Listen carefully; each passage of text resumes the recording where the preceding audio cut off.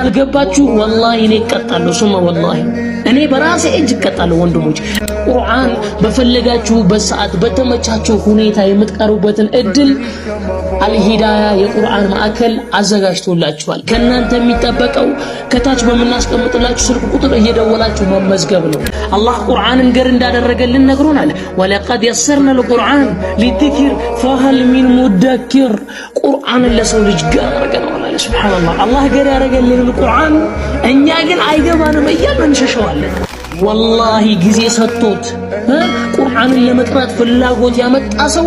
ثم والله ቁርአንን እንደፈለገ አድርጎ መቅራት ይችላል ኒያውና ፍላጎት ጊዜ ቦታ መስጠት ብቻ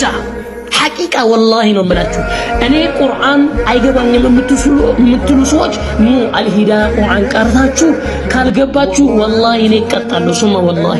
እኔ በራሴ እጅ እቀጣለሁ ወንድሞች እና ቁርአን መቅራት የምትፈልጉ ሁላችሁም ረመዳን እየመጣ ነው